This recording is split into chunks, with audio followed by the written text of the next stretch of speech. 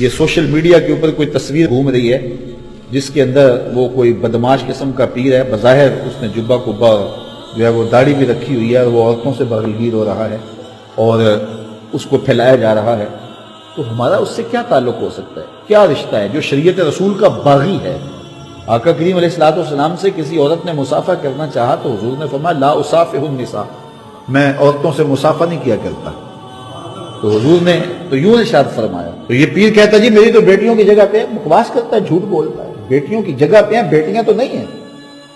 تو یہ شریعت اسلامیہ کا مسئلہ ہے۔ حضرت سعید بن المسیب رضی اللہ تعالیٰ عنہ جلیل القدر تابعی ہیں، آنکھوں سے نابینے تھے، 80-82 سال کی عمر میں زندگی اور موت کی کشمکش میں تھے۔ کوئی ان کا حال پوچھنے گیا، کہا سعید سناؤ کیا حال ہے؟ اللہ کا شکر ہے، شیطان جس روپ میں مرضی آئے میرا کچھ نہیں بگاڑ سکتا۔ لیکن پھر کہنے لگے ہاں اگر عورت کے روپ میں آ جائے تو یہ بڑا اس کا ڈاڈا جال ہے، یہ بڑا مشکل روپ ہے۔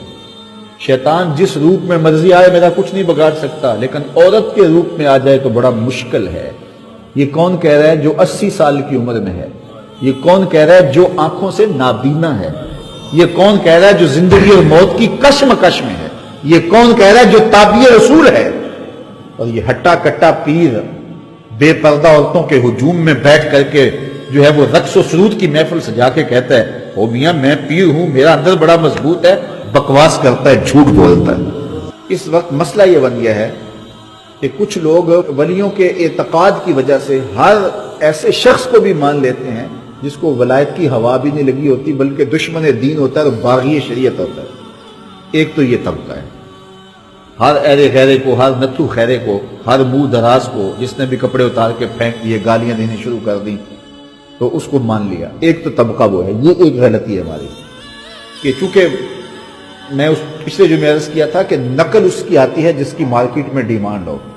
کبھی آپ نے لوہے کی نقل نہیں دیکھی ہوگی، سونے کی نقل ہوتی ہے۔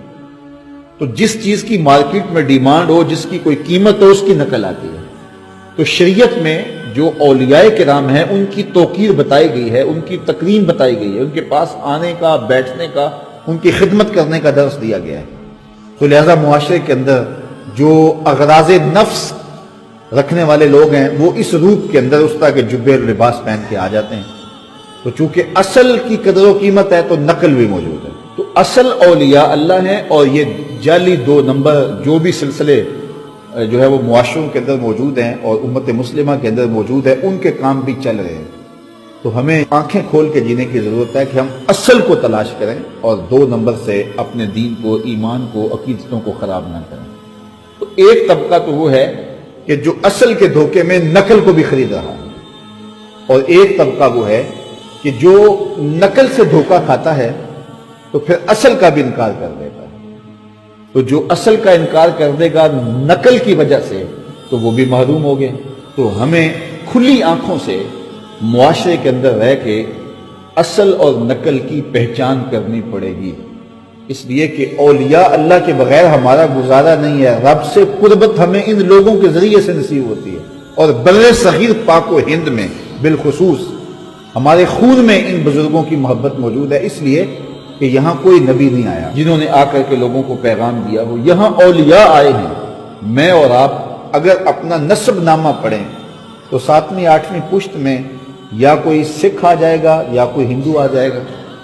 تو ہمارے نسب ناموں میں جو ہے وہ آخر میں یا ہندو آتا ہے یا سکھ آتا ہے، تو پھر آج ہم خیر سے مسلمان ہیں تو یہ صدقہ ہے داتا گنج بخش علی اجمیری کا، یہ صدقہ ہے حضرت خواجہ معین الدین چشتی اجمیری کا، یہ صدقہ ہے شیخ احمد مجدد الفسانی کا، یہ صدقہ ہے حضرت بابا فرید گنج شکر رحمۃ اللہ تعالی علیہ کا۔ تو ہمارے آباء و اجداد کو جو اسلام ملا ہے وہ ان بزرگوں کی وجہ سے ملا ہے، اس لیے جو وفادار خون ہوگا وہ کبھی بھی ان بزرگوں کا باغی نہیں ہوگا۔ لیکن جو بغاوت پھیل گئی ہمارے معاشرے میں اور بزرگوں کے بارے میں بات کچھ لوگ ڈٹائی سے کر بھی دیتے ہیں، تو اس کی وجہ یہ ہے کہ 2 نمبر اور جعلی مال موجود ہے، اور لوگ ان کو دیکھ کے سمجھتے ہیں شاید پرانے بزرگ بھی ایسے ہی ہوں گے یا یہ کوئی شریعت کے متوازی کوئی دین ہے، ایسا نہیں ہے۔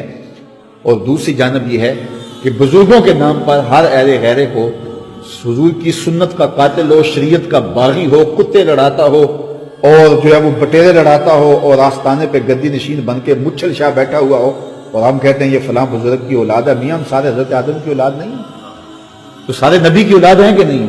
تو پھر اس بنیاد پر جو ہے وہ آپ اپنی عقیدت اس کے ہاتھ گروی رکھ دیتے ہیں اور وہ ساری زندگی آپ کی عقیدت سے کھیلتا ہے. نگہباں بن کے جو اہل چمن کی آبرو لوٹے، چمن والو عقیدت چھوڑ دو ایسے نگہباں کی.